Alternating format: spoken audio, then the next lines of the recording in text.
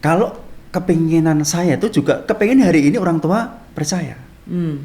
Tapi saya ikut waktunya Tuhan. Waktu Tuhan adalah yang terbaik. Saya hanya berdoa, orang tua percaya. Dan kebetulan adik saya yang bontot ini sudah persahabat Tuhan kita baptis. Wow. Yang bontot. Selamat datang di Podium Podcast Holy Stadium bersama dengan Pastor Tina Agung Purnomo. Hidup yang diubahkan akan mengubahkan hidup orang lain. Narasumber kita kali ini adalah Pastor Yusuf Nasri. Silahkan like, comment, and share bila Anda diberkati dengan tayangan ini dan subscribe untuk update video terbaru. Selamat menyaksikan. Setiap orang mempunyai masa lalu. Dan masa lalu itu ada yang bagus, ada yang kelam. Tapi kita mau mendengar bagaimana seseorang dengan masa lalu yang kelam tiba-tiba bisa berubah menjadi masa depan yang terang.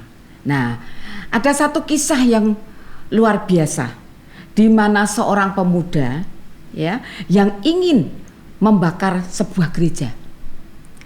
Tapi anehnya pada waktu teman-temannya ini membakar gereja itu, dia ada di dalamnya. Dia ada di dalam gereja itu. Sehingga pada waktu dia tahu gerejanya terbakar, gereja tempat orang ini juga ada di situ, anak muda ini, dia sendiri takut mati. Dan akhirnya dia beramai-ramai untuk memadamkan api yang ada, dan gereja ini akhirnya tidak sampai terbakar seluruhnya. Nah, cerita itu ada di dalam seorang hamba Tuhan, namanya Pak Nasri. Nah, sekarang Pak Nasri ini ada bersama dengan saya. Selamat datang di Podium Podcast Holy Stadium, Pak. Haleluya. Apa yang saya ceritakan tadi tentang seorang pemuda itu kan adalah Bapak. Iya. Gimana cerita yang sebenarnya, Pak? Dari Bapak ini sekarang kan jadi seorang hamba Tuhan. Bapak dari orang yang tidak percaya sampai menjadi seorang hamba Tuhan. Ini satu perjalanan yang unik. Setiap orang punya perjalanan unik. Nah, ini proses, Pak. Nah, proses seperti ini coba diceritakan, Pak, supaya kita semua itu bisa melihat bagaimana perubahan Bapak dari yang seorang anak muda seperti itu berubah menjadi seorang pendeta. Itu hal yang luar biasa yang kita patut dengarkan. Nah, yuk mari Pak cerita. Iya, memang saya ini latar belakang dari orang yang tidak percaya. Ya, orang tidak percaya dari seberang. Saya dulu cuma isinya hanya bertanya aja. Pertanyaan saya itu istilahnya begini. Jadi saya bertanya Tuhan yang sesungguhnya itu seperti apa. Akhirnya saya bersama dengan rekan-rekan ketika ada seorang hamba Tuhan itu mendirikan gereja di sana. Akhirnya kami bersama dengan pemuda-pemuda rekan-rekan saya itu tidak setuju. Terus gimana Pak ceritanya setelah itu? Setelah itu ketika itu tahun 95, ketika tahun 95 gereja itu didirikan dan saya bersama rekan-rekan akhirnya saya ditunjuk, kamu harus masuk ke dalam. Ya, masuk ke dalam ke gereja itu, selidiki, dan kamu kan tahu, kamu dulu pernah masuk di satu yayasan Katolik dan kamu ngerti tentang yang namanya kasih. Dan saya masuk situ, saya ikut dekor. Umur berapa itu Pak? Saya waktu itu masih umur 21 tahun. 21 tahun. Ketika itu kita dekor, selesai dekor, tiba-tiba saya itu kepengen tidur di situ. Karena gereja itu waktu itu masih pagarnya itu masih istilahnya itu gedek, jadi gampang terbakar. Dan rupa-rupanya rekan-rekan saya ini pikiran mereka, saya ini sudah keluar dari gereja di situ. Dikira saya sudah tidak ada di situ, dan saya masih di situ bersama dengan satu teman di situ. Kira-kira jam 2 atau jam 3 itu teman-teman saya sudah bawa minyak tanah. Ya sudah ngasih pagar itu dikasih minyak tanah, akhirnya dibakar. Loh, tunggu, Bapak kok bisa dekor gereja? Ya, itu hari Natal? Ya, hari Natal. Lah kok bisa ikut dekor di gereja? Saya kan masuk di situ pura-pura baik. Oh. Sementara teman-teman sudah menyiapkan ini nanti jam sekian ini harus dibakar gereja. Oh, ada skenario Iya, seperti sudah ada itu. skenario. Iya, iya, iya, iya. Heeh. Iya. Terus apa yang terjadi? Jam 2 itu. Dan jam 2 itu akhirnya rekan-rekan saya itu sudah bakar gereja itu. Mm-mm. Dan saya begitu gereja terbakar, saya terbangun. Pikir saya ini saya mimpi. Berasa panas gitu. Terasa panas, pikir saya mimpi. Saya bangun, saya pukul kaki saya, tubuh saya. Kok sakit? Berarti ada api sungguhan. Iya. Yang sudah terbakar yang daerah mana? Itu yang terbakar tuh di belakang mimbar itu. Belakang mimbar. Karena di belakang mimbar itu ada apa? Ada pagar yang terbuat dari bambu itu gampang terbakar. Juga ada kain. Dekor juga ada ya. dekor. Tapi puji Tuhannya pas malam itu hujan deras. Hujan deras dan ada sapi tank yang belum kepake. Oh. Iya. Jadi pas cuman apa? Galian Iya, lubang galian begitu. itu. Ada galian itu, ada airnya, kita matikan bersama-sama akhirnya mati. Pada waktu kita matikan bersama itu api, terus ada suara. Engkau, istilah Tuhan, aku mengasihi engkau. Ada suara, aku mengasihi engkau. Aku mengasihi engkau. Begitu ada suara aku mengasihi engkau ini, hati ini rasanya itu tidak tenang. Jadi Bapak waktu nyiramkan ikut mematikan itu, Bapak sadar enggak? Lah aku kok melu mateni apinya. Iya, saya juga sadar seperti itu. Heeh. Tapi ada suara itu, aku mengasihi engkau, aku mengasihi engkau. Nah itu. Jadi suara itu terus terngiang terus. Pada waktu itu, besoknya ada Natalan. Dan saya ada di rumah itu, saya juga kepengen sore itu saya mau ikut Natalan itu. Dan akhirnya singkat cerita, lah itu dekornya sudah terbakar terus piye? dekornya sudah terbakar tapi tidak apa-apa. Ya tetap jalan aja, ada Natalan. Oh, tetap jalan. Tetap jalan aja. Tapi yang terbakar daerah belakang. Daerah belakang, tidak terbakar semua. Seperti itu. Iya. Nah, terus setelah itu apa yang terjadi pada waktu Bapak ikut Natalan itu? Pada waktu saya ikut Natalan, terus suara itu terdengar terus. Aku mengasihi engkau. Jadi hati ini tidak tenang. Nah, singkat cerita, saya itu kepengen ngerti, kepengen belajar kekristenan itu seperti apa. Akhirnya saya dikasih Alkitab itu saya pelajari. Yang ngasih siapa, Pak? Itu yang ngasih rekan saya.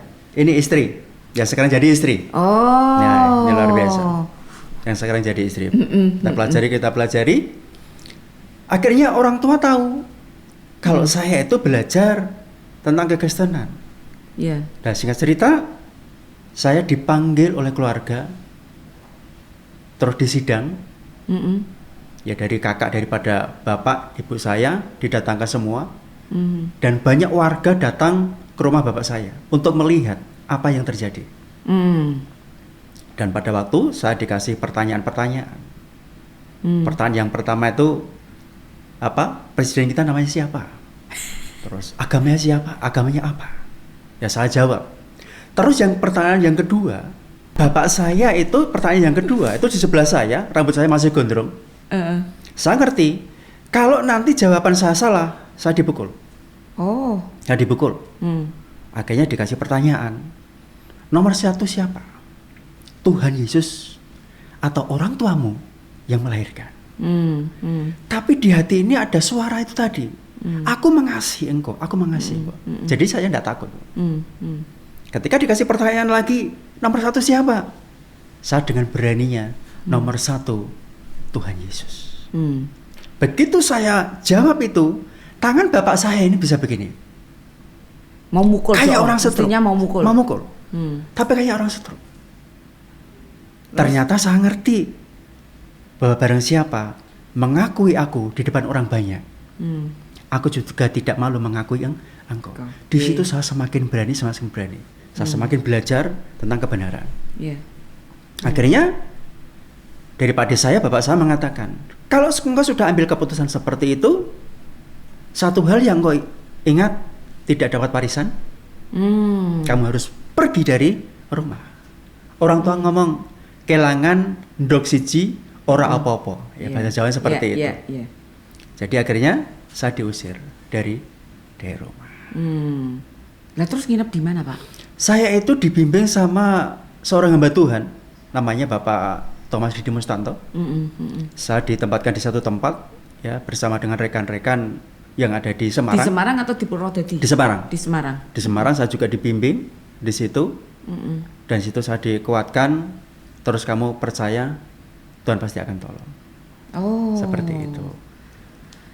Itu sesuatu yang harga yang harus dibayar Iya. pada waktu kita mulai melihat ada satu kebenaran. Iya. Memang itu ajaibnya itu kok ada suara yang berbunyi di dalam hati kita. Ya. Saya meyakini itu adalah suara dari Roh Kudus. Iya, Saudara Godon. Ya, Roh Kudus itu menolong kita untuk supaya kita berjalan di dalam kebenaran. Dan saya pengen tahu setelah Bapak itu ke Semarang untuk dengan dimuridkan oleh Pak Thomas Didimus Tanto ini, terus keluarga bagaimana? Ya. Keluarga tetap berusaha karena kalau kita tinggal di desa, kalau punya anak, anaknya jadi orang Kristen, orang tua itu malunya seperti apa kayak gitu. Jadi akhirnya orang tua itu gimana supaya anak saya ini akan kembali ke kepercayaan yang lama. Akhirnya cari dukun lah. Dari dukun yang pertama, yang kedua, sampai dukun yang ketujuh yang terakhir. Dukun yang terakhir yang ketujuh itu ngomong, maaf ibu, saya ndak bisa mengembalikan anak ibu ke ibu kembali. Dia mengatakan ilmunya lebih kuat dari saya.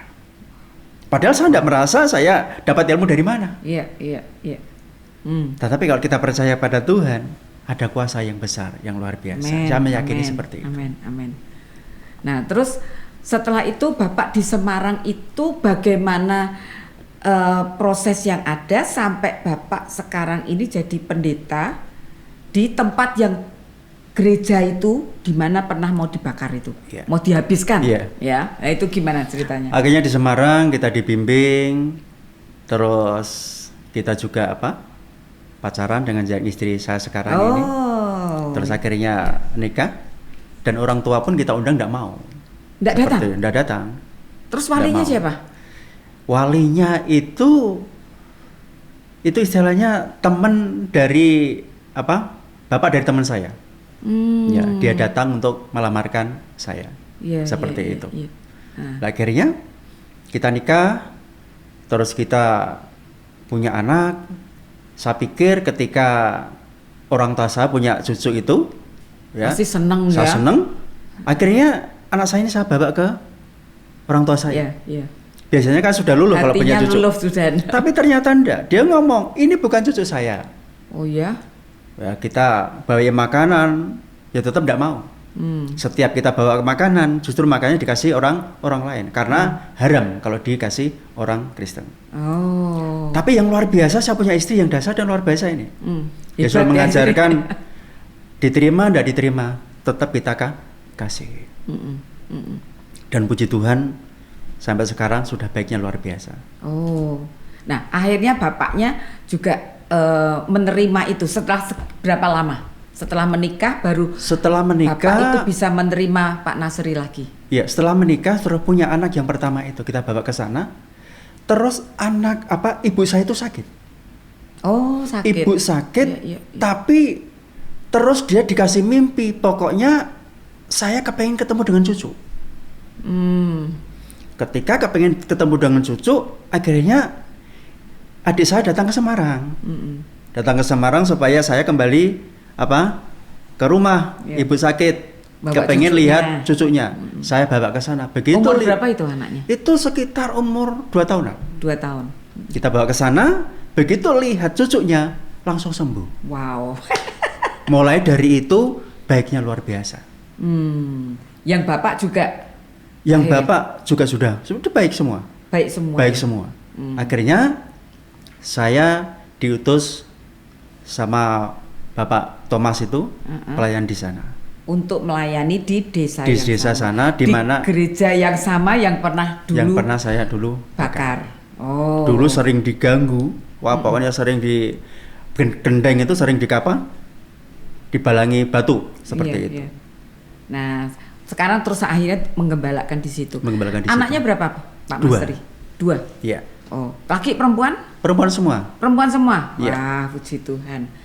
Ya, jadi ini satu kisah yang luar biasa, Pak, di mana ternyata Tuhan itu bisa bicara. Iya. Ya toh, bagaimana Tuhan itu bisa membawa Pak Naseri dari orang yang anti dengan Kristen, ya, sampai akhirnya Bapak bisa jadi orang percaya, bahkan lebih lagi jadi pendeta. Berapa ini gereja yang digembalakan? Di sana saya gembalakan 2 gereja. 2 gereja. Gereja apa, Pak? 2. JKI, JKI apa? Satu. JKI Preskat sama El Bethel. Praise God sama El El Bethel. Bethel. Oh, oke. Jadi ini hari Minggu, Bapak berarti setiap hari Minggu ibadahnya 2 kali. 2 kali. Oh, yang pertama jam berapa? Yang kedua jam berapa? Yang pertama jam 7, yang kedua jam 10. Jam 10. Ini yang datang orang-orangnya, jemaatnya berbeda. Itu kan jemaatnya kan tempatnya beda-beda. Ya. Berapa jauh dari yang gereja pertama sama yang gereja kedua? 6 kilo. 6 kilo. 6 kilo. Oh, oke. Jadi ya memang luar biasa. Iya. Terus istri juga punya istri yang luar biasa ya, Pak, Luar ya? biasa, ya. Nah, luar biasa ramenya Luar juga, biasa Pak. rame juga. Iya, dari sini kita bisa melihat, Pak, Tuhan itu luar biasa. Akhirnya kok ya dibawa lagi ke tempat di mana dulu Bapak pernah istilahnya membuat ulah di situ dan untuk menjadi kesaksian. Iya. Dan sekarang teman-teman Bapak yang dulu. Nah, ini itu yang itu saya pengen tahu. Waduh, ini yang membuat saya ini kalau saya ndak percaya Tuhan, saya akan seperti teman-teman saya. Itu kira-kira jarak antara 8 tahunan. Itu teman-teman saya yang bakar gereja itu, mereka pada meninggal. Kenapa meninggalnya? Meninggal itu ada yang kecelakaan keseret truk, jatuh dari truk itu, terus kecelakaan itu, semuanya meninggal. Bahkan Pak Lurahnya itu yang dulu waktu kita Papi Thomas itu mendirikan gereja itu dilarang, ya, diperingatkan kalau sampai gereja ini dibangun, hati-hati, kamu harus diancam begitu diancam, juga, ya? Kamu harus kehilangan nyawa. Terus apa yang terjadi dengan Pak Lurahnya? Pak Lurahnya juga meninggal juga.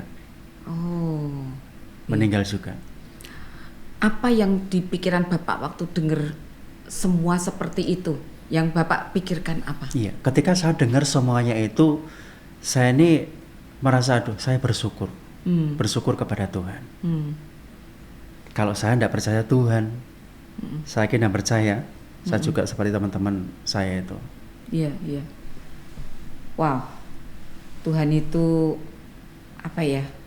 hidup, ya. Tuhan itu bukan Allah yang mati, tapi ternyata Tuhan itu Allah yang luar biasa, Pak, kesaksian yang ada, ya.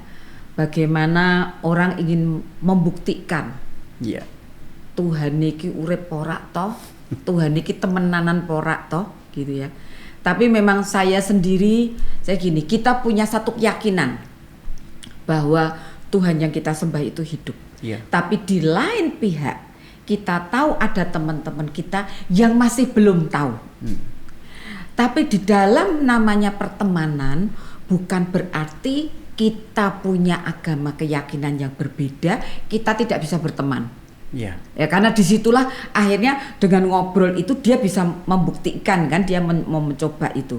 Nah, itu satu hal yang baik karena saya ngelihat meskipun Bapak ini tinggal di desa, tapi kan bisa mempunyai jalinan yang bagus dengan yang lainnya. Meskipun beda keyakinan, tapi bukan berarti bermusuhan. Ya, benar toh, Pak? Betul. Nah, ada kesaksian lagi enggak, Pak, yang Bapak alami pada waktu Bapak ini sudah menjadi orang percaya ini?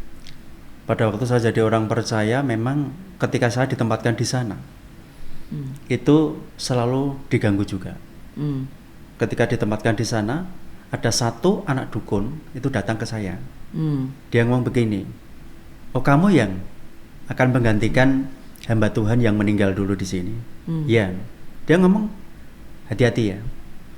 Begitu ada kata hati-hati, saya tahu pasti dia akan Neko-neko. berbuat yang tidak benar dengan saya. ketika saya masuk di sana itu selalu setiap malam itu dikirim sesuatu. Pas kita ada persekutuan, kita doa, ketika kita keluar dari gereja itu dikirimlah ular. Dikirim beneran? Ular beneran. Tapi begitu kita mau pukul ini, ular ini sudah hilang. Tiba-tiba lenyap. Istri juga begitu waktu itu. Ketika tiduran di lantai itu, tiba-tiba ada datang ular besar. Akhirnya begitu istri bangun dilihat ular sudah tidak ada. Seperti itu. Iya. Akhirnya 1 tahun kemudian pagi-pagi saya mendengar inilahi wa inna ilaihi rajiun. Oh. Siapa yang meninggal nih? Ternyata dukun itu yang mau Yang berbuat jahat. Yang berbuat jahat. Seperti itu. Hidup yang sudah diubahkan dari bapak yang seperti itu, Pak Nasri yang dulu waktu muda seperti itu, diubahkan sampai akhirnya jadi hamba Tuhan.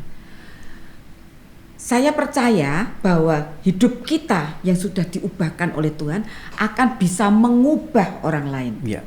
Buktinya bapak ibunya Pak Nasri akhirnya punya hati yang lumer. Gitu ya, bisa menerima kembali akan Pak Nasri. Bapak punya kerinduan apa lagi Pak untuk ke depan? Karena sudah melihat hidup Bapak ini berdampak buat keluarga. Nomor 1 adalah keluarga. Apa yang Bapak rindukan? Kerinduan saya yang jelas orang tua itu boleh percaya pada Tuhan. Karena firman juga mengatakan 1 orang percaya dalam keluarga seluruhnya diselamatkan. Kalau kepinginan saya itu juga kepingin hari ini orang tua percaya. Tapi saya ikut waktunya Tuhan. Waktu Tuhan adalah yang terbaik. Saya hanya berdoa, orang tua percaya. Dan kebetulan adik saya yang bontot ini sudah percaya pada Tuhan, kita baptis. Wow. Yang bontot. Iya. Terus apalagi kerinduan Bapak pada waktu Bapak akhirnya menggembalakan di 2 gereja ini? Bapak kan jemaatnya adalah orang-orang yang penduduk situ. Iya. Nah, apa yang Bapak rindukan? Kerinduan saya ya buat masyarakat di sana. Saya tuh berprinsip begini.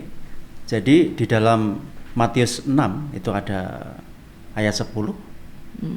Itu kan mengatakan tentang doa Bapa kami itu. Jadi saya itu punya moto di situ. Di bumi seperti di surga. Walaupun saya ada di bumi, tapi gaya hidup kita harus gaya hidup kerajaan surga. Jadi orang kan selalu berpikiran begini. Jadi kalau jadi hamba Tuhan desa, itu selalu kasihan. Selalu hidupnya minta-minta seperti minus, itu. Minus gitu ya. Seperti itu. Tapi saya terapkan dalam keluarga ini harus gaya hidup kerajaan surga. Orang duit-duit ya ketoke kaya wong duit-duit. Gitu. Jadi seperti itu. Saya perkatakan perkataan seperti itu.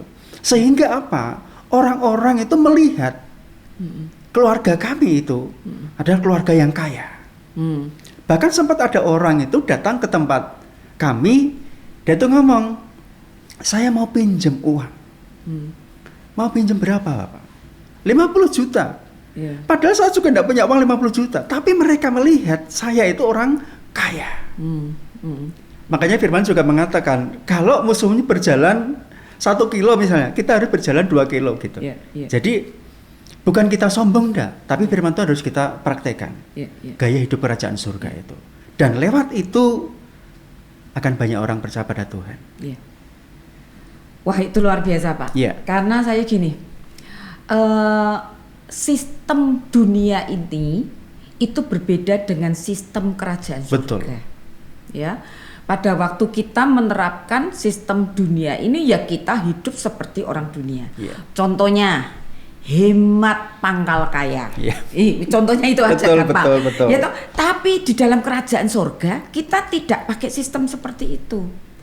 Ada yang menabur tapi ternyata makin diberkati, ditambahkan, tambah kaya.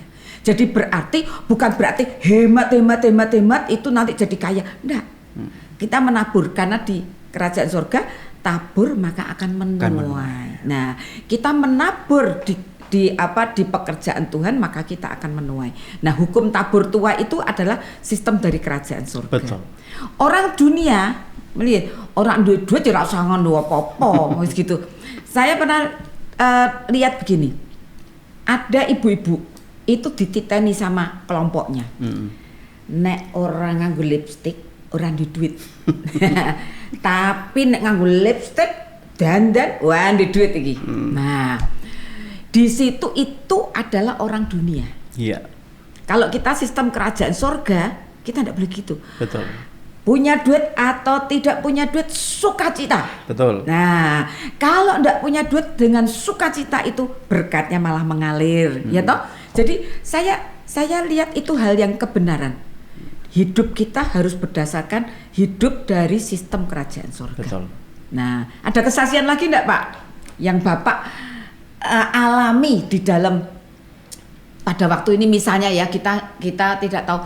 Pernah saya itu punya pengalaman, Pak, dulu pada waktu saya pertama jadi Pak Petrus itu jadi gembala. Ya, tadinya Pak Petrus kan adalah penginjil, terus dia jadi gembala. Berarti kan harus menggembalakan, tidak bisa kemana-mana. Nah, pada waktu itu saya benar-benar nggak ada duit. Tapi saya sudah janji sama Tuhan. Saya kalau punya suami pendeta, resiko saya itu harus saya ngerti dulu. Resikonya kalau sampai saya tidak punya duit, saya tidak boleh minta siapapun juga. Gitu loh. Nah, disitulah saya itu punya komitmen. Suatu ketika, Pak, saya betul-betul tidak punya duit. Dan waktu saya tidak punya duit, Pak Petrus pas lagi pergi, saya masih punya anak satu. Saya ingat waktu itu. Disitulah saya gini, aduh Tuhan, ini saya besok harus beli susu, tapi duitnya tinggal 100 perak, Pak. 100 perak. Duh, blai iki tuku nganggo apa? Saya gitu. Tapi saya gini, Tuhan, saya sudah punya komitmen karena suami saya hamba Tuhan, saya tidak minta ke siapapun juga, termasuk ke orang tua saya. Iya, betul. Meskipun saya tahu orang tua saya mampu untuk membelikan susu. Nggak cuma 1, 10 ditukoke. Tapi saya ngomong tidak. Saya mau membuktikan Tuhan yang saya sembah itu hidup. Nah, dari situ, Pak, saya cuma berdoa, Tuhan, ini duitnya tinggal 100, sesuk harus tuku susu, iki ra ngerti meneh piye carane. Anak kan susu ndak bisa ditunda, gitu loh. Masa diganti banyu, sok kembung gitu ya toh. Malam itu saya tidak lupa, jam 6 sore ada jemaat datang.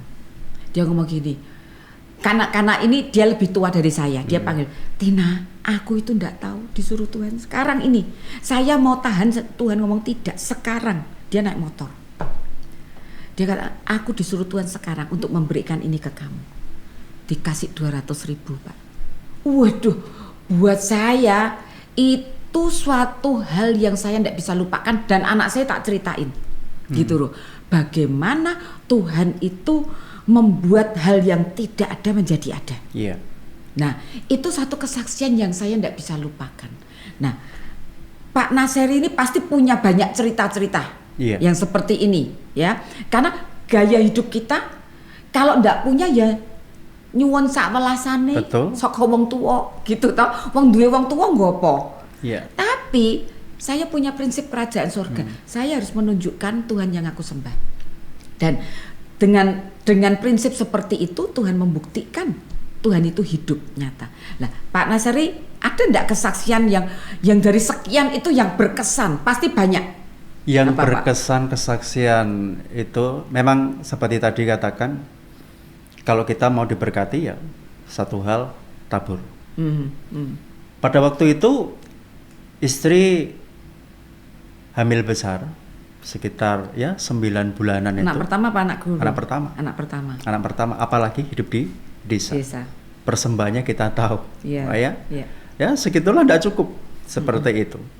Bahkan dari gembala kami senior itu selalu mengajarkan yaitu iman. Makanya iman itu ngelundung seperti itu. Jadi uang sekian cukup tidak cukup, ya itu sudah urusan kamu. Jadi diajarkan seperti itu. Dan ketika istri hamil tua itu ya untuk periksa harus membawa ke Semara dengan biaya yang waduh luar biasa juga.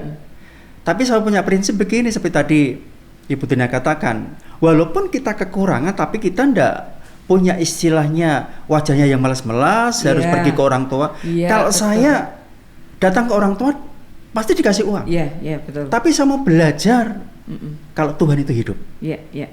Iya.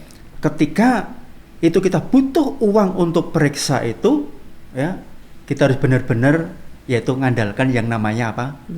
Lutut ini. Ya, kita berdoa, Tuhan pasti sediakan.